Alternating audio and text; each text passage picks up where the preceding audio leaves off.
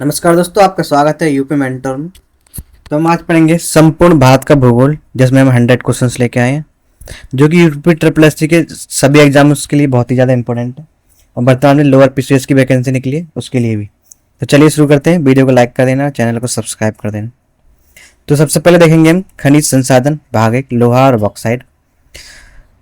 खनिज मुख्य रूप से कितने प्रकार के होते हैं? तो खनिज दो प्रकार के होते हैं, धात्विक खनिज और अधात्विक। ठीक है। लौह अयस्क मुख्य रूप से किस क्रम की चट्टानों में प्राप्त होता है? तो होता है धारवाड़ क्रम की चट्टानों से प्राप्त लौह अयस्क। अगला क्वेश्चन है, सबसे उच्च कोटि का लौह अयस्क कौन सा है? तो यह है मैग्नेटाइट, जिसमें लगभग 72% आयरन होता है। भारत की सबसे बड़ी मशीनीकृत लोहा खदान कौन सी है? तो यह बेलाडीला की खदान, और ये कहां पर है? छत्तीसगढ़ में। इंपोर्टेंट है। मूर्खों का सोना फूल्स गोल्ड किसे कहा जाता है? तो होता है आयरन पायराइट। इसे हम मूर्खों का सोना या फेक गोल्ड कहते हैं या फूल्स गोल्ड कहते हैं।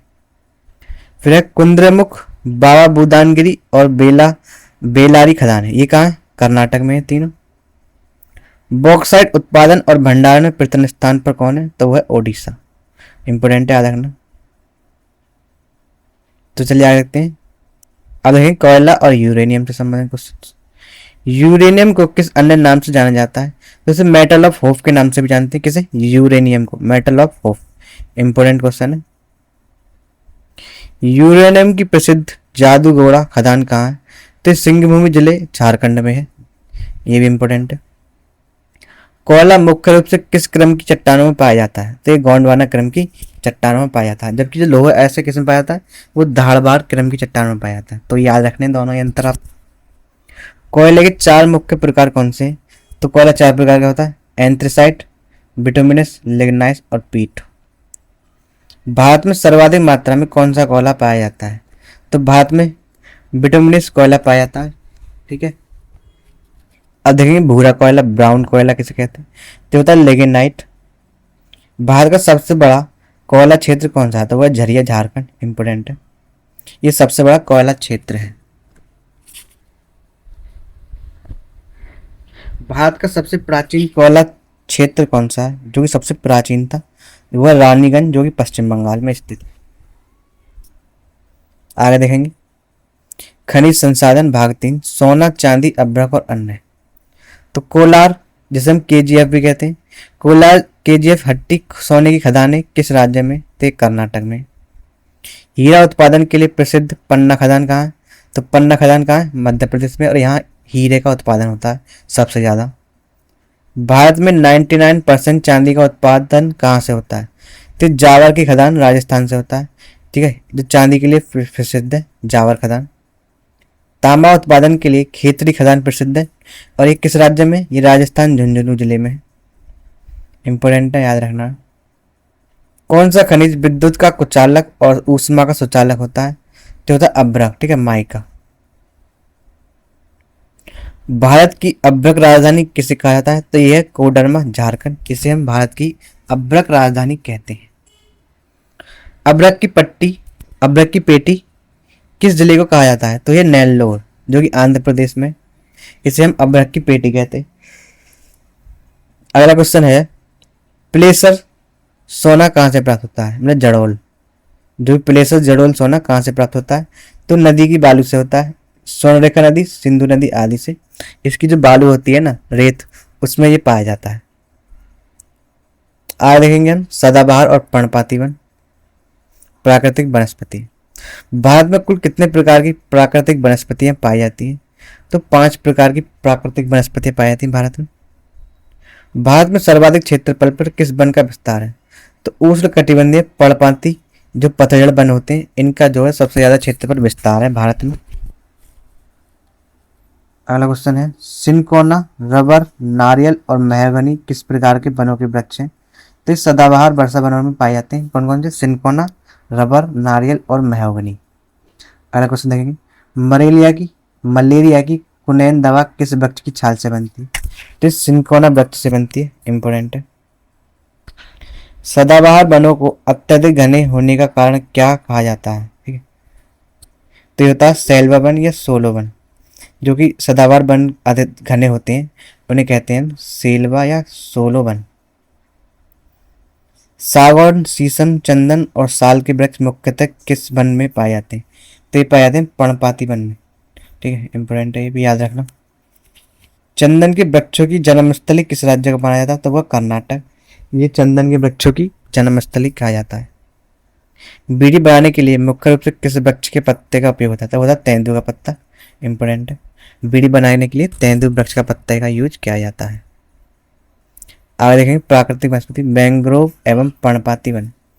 मरुस्थलीय वनों का राजा किस वृक्ष को कहा जाता है? तो यह खेजड़ी। इसे जो वनस्पति ये पाई जाती है कहाँ पर? मरुस्थलों में। मैंग्रोव वनों की जड़ों को क्या कहते हैं?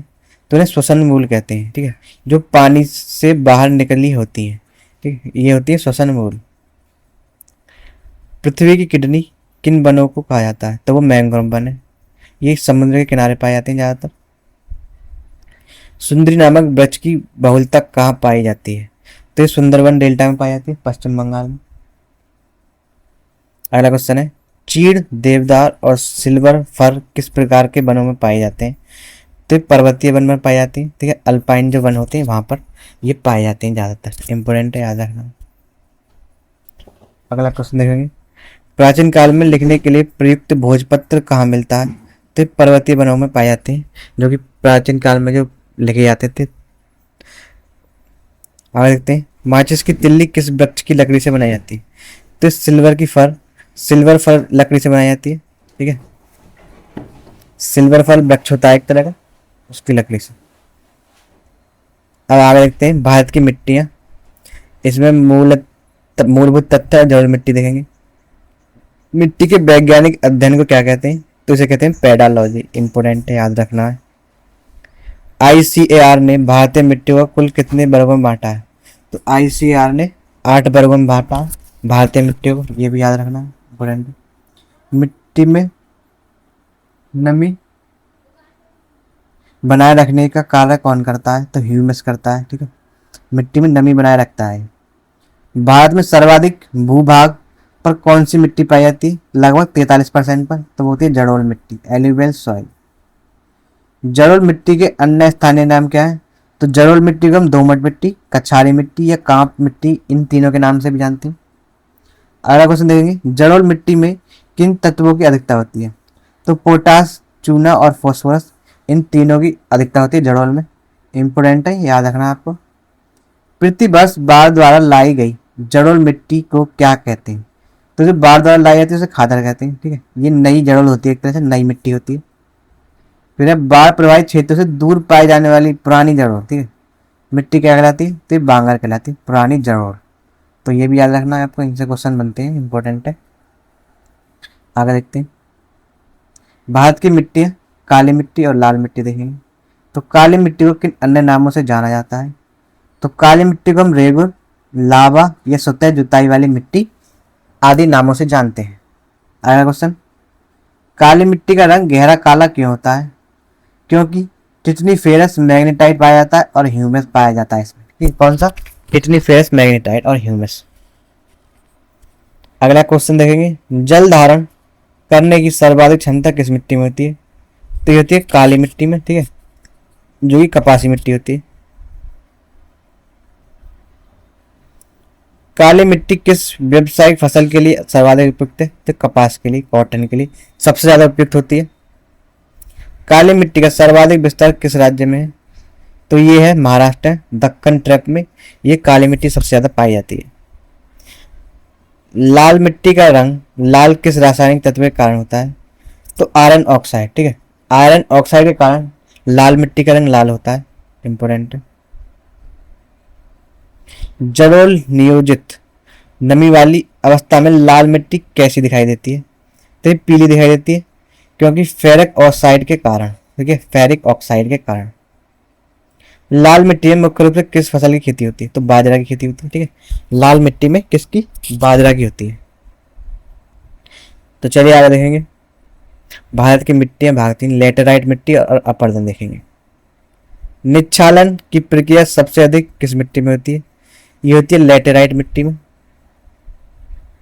चाय, कॉफी और काजू के उत्पादन के लिए कौन सी मिट्टी उपयुक्त है? तो लेटेराइट मिट्टी उपयुक्त है चाय, कॉफी और काजू के उत्पादन के लिए। इसे हम मखरली मिट्टी भी कहते हैं। अगला क्वेश्चन है, मिट्टी की अम्लीयता दूर करने के लिए किसका प्रयोग किया जाता है? तो चूने, लाइम का यूज किया जाता है अम्लीयता दूर करने के लिए। इंपोर्टेंट है, ठीक है। फिर है मिट्टी की क्षारीयता दूर करने के लिए, ठीक है, किसका प्रयोग किया जाता है? तो क्षारीयता दूर करने के लिए हम जिप्सम का यूज करते हैं, ठीक है। दोनों ही इंपोर्टेंट फैक्ट है, याद रखने हैं आपको। आगे देखते हैं, वर्षा की बूंदों से होने वाली मिट्टी की शुरुआती कटाव को क्या कहते हैं? तो इसे हम कहते हैं आसफलाव अपर्दन, ठीक है। आसफलाल अपर्दन। आगे देखेंगे, भारी वर्षा से मिट्टी की पूरी परत के बह जाने को क्या कहते हैं? तो इसे परत अपर्दन कहते हैं, ठीक है, सीट इरोजन। इंपॉर्टेंट। चंबल घाटी में सर्वाधिक कौन सा अपर्दन होता है? तो इसमें अवनालिका अपर्दन होता है, ठीक है, गली इरोजन। इंपॉर्टेंट फैक्ट है। तो चलिए आगे देखते हैं। तो वीडियो कैसी लग रही है, वीडियो को लाइक कर देना। भारत का मुख्य अक्षांशीय विस्तार कहाँ से कहाँ तक है? तो भारत का जो अक्षांशीय विस्तार है वो है 8 डिग्री 4 मिनट उत्तरी अक्षांश से 37 डिग्री 6 मिनट उत्तरी अक्षांश तक। फिर है भारत का देशांतरीय विस्तार, तो यह 68 डिग्री 7 मिनट पूर्वी देशांतर से 97 डिग्री 25 मिनट पूर्वी देशांतर तक। तो दोनों ही आपको याद रखने, देशांतरीय और अक्षांशीय विस्तार इंपोर्टेंट है दोनों। भारत का सबसे उत्तरी बिंदु कौन सा है? तो वह इंदिरा, जो कि कहाँ पर है? लद्दाख में स्थित है। भारत की मुख्य भूमि का सबसे दक्षिणी बिंदु कौन सा है? तो यह कन्याकुमारी, केप कॉमोरिन, ये मुख्य भूमि का सबसे दक्षिणी बिंदु है। लेकिन अगर बात करें भारत का सबसे दक्षिणतम बिंदु जो कि जलमग्न है, तो वह इंदिरा पॉइंट ग्रेट निकोबार में स्थित है। भारत का सबसे पूर्वी बिंदु कौन सा है? तो वह कीवितु वालांगू अरुणाचल प्रदेश में है। भारत का सबसे पश्चिमी बिंदु तो ये हो जाएगा गुहार मोती, जो कि सरकरी गुजरात में स्थित है। अगला क्वेश्चन, भारत की उत्तर से दक्षिण और पूर्व से पश्चिम की कुल दूरी कितनी है? तो उत्तर से दक्षिण है 3214 किलोमीटर और पूर्व से पश्चिम है 2933 किलोमीटर की दूरी। तो याद रखनी है आपको, इंपॉर्टेंट है। आगे देखेंगे, मानक समय रेखा और अंतर्राष्ट्रीय सीमाएं। कर्क रेखा 23.5 डिग्री नॉर्थ भारत के कितने राज्यों से होकर गुजरती है? तो 8 राज्यों से होकर गुजरती है, ठीक है। कमेंट में जरूर बताना इसके नाम, कौन कौन से राज्यों से गुजरती है। भारतीय मानक समय रेखा का देशांतर मान कितना है? तो 82.5 डिग्री पूर्वी देशांतर भारतीय मानक समय रेखा का देशांतर है, ठीक है, इंपोर्टेंट है। IST रेखा भारत के कितने राज्यों से होकर गुजरती है? ठीक है, तो भारतीय मानक समय रेखा जो है, इंडियन स्टैंडर्ड टाइम जो रेखा है, ये 5 राज्यों से गुजरती है, UP, MP, छत्तीसगढ़, उड़ीसा और अरुणाचल प्रदेश, ठीक है, इन 5 से होकर गुजरती है। सॉरी, अरुणाचल नहीं, आंध्र प्रदेश है। IST भारत और GST लंदन के समय में कितना अंतर है? तो भारत 5.5 घंटे का अंतर है दोनों के बीच में।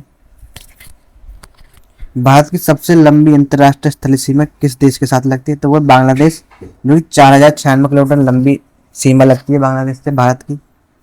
भारत पाकिस्तान के बीच स्थित सीमा रेखा, क्या नाम है इसका? तो यह रेड क्लिफ। भारत और चीन के बीच स्थित सीमा रेखा को क्या कहा जाता है? तो इसे मैकमोहन रेखा कहते हैं। आगे देखेंगे, उत्तर का पर्वतीय भाग, ट्रांस और महाहिमालय। ट्रांस हिमालय के अंतर्गत कौन सी 3 मुख्य श्रेणियां आती हैं? तो काराकोरम, लद्दाख, जास्कर, ये 3 श्रेणियां आती हैं इसमें, ठीक है, काराकोरम, लद्दाख, जास्कर। तो वैसे क्रम से याद करने आता वो 6 है, काराकोरम, लद्दाख, जास्कर और पीर पंजाल, धौरादल और ये जोजिला, ठीक है। काराकोरम, लद्दाख, जास्कर और जेड से क्या है? जेड से है पीछे तो पीर पंजाल और डी से धौलाधर, जेड से जोजिला ये साथ। तो ये 6 क्रम से याद रखनी है आप। भारत की सबसे ऊंची चोटी कौन सी है? तो वह K2 गॉडविन ऑस्टिन, जो कि 8611 किलोमीटर ऊंची है। अगला क्वेश्चन देखते हैं, एशिया की रीढ़, बैकबोन ऑफ एशिया किस पर्वत श्रेणी को कहा जाता है? तो काराकोरम श्रेणी को क्या कहते हैं? Backbone of Asia. तो वीडियो अच्छी लगी हो तो वीडियो को लाइक जरूर कर देना और अपने दोस्तों को शेयर भी कर देना। अगला क्वेश्चन देखते हैं, भारत का सबसे बड़ा ग्लेशियर और सबसे ऊंचा युद्ध स्थल कौन सा है? तो है सियाचिन ग्लेशियर। सिंधु नदी किन दो पर्वत श्रेणियों के बीच ठीक बीच में बहती है? तो वह लद्दाख और जास्कर के बीच। बृहद या महान हिमालय को अन्य किस नाम से जाना जाता है? तो हिमाद्री के नाम से जानते हैं। विश्व की सबसे ऊंची चोटी माउंट एवरेस्ट को नेपाल में क्या कहते हैं? तो नेपाल में जो माउंट एवरेस्ट है इसे कहते हैं नेपाल के लोग सागर माथा। इंपोर्टेंट है। महान हिमालय का विस्तार भारत में पश्चिम से पूरब तक कहां से कहां तक है? तो नंगा पर्वत से नामचा पर्वत तक है। इंपोर्टेंट है। चलिए आगे देखते हैं। घाटियां प्रादेशिक विभाजन, घाटियों का प्रादेशिक विभाजन। क्वेश्चन नंबर 85, प्रसिद्ध कश्मीर घाटी किन दो पर्वत श्रेणियों के बीच स्थित है? तो महान हिमालय और पीर पंजाल दोनों श्रेणियों के बीच स्थित है। कश्मीर घाटी में पाई जाने वाली करेवा मिट्टी किसकी खेती के लिए प्रसिद्ध है? तो इसमें केसर सैफरन की खेती होती है। ठीक है, किसमें? करेवा मिट्टी में। तो कैसे केसर और कैसे करेवा, ऐसे याद रखना। कुल्लू कांगड़ा घाटी किस पर्वत श्रेणी के मध्य स्थित है? तो पीर पंजाल और धौराधर दोनों के बीच स्थित है। मध्य हिमालय और शिवालिक के बीच की समतल घाटी को क्या कहते हैं? तो दून और द्वार। ठीक है, तो दून जो पश्चिम में उन्हें कहते हैं घाटियों को, और द्वार कहते हैं जो पूरब में स्थित है। जैसे कि देहरादून है और जैसे कि हरिद्वार है, तो ये पूरब में है। आगे देखते हैं, हिमालय की सबसे बाहरी और सबसे नवीन पर्वत श्रेणी, तो ये शिवालिक। पंजाब हिमालय किन दो नदियों के बीच है? तो ये सिंधु और सतलुज के बीच बहता है। तो सिंधु और सतलुज के बीच है कौन सा? पंजाब हिमालय। ठीक है, सिंधु सतलुज और पंजाब हिमालय, ऐसे याद रखना। नेपाल हिमालय किन दो नदियों के बीच है? तो ये काली और तीस्ता के बीच है। ठीक है, असम हिमालय किन नदियों के बीच है? ये तीस्ता और देहांग के बीच है। ठीक है, देहांग जो कि देहांग घाटी में बाहर ब्रह्मपुत्र बहती है। ठीक है,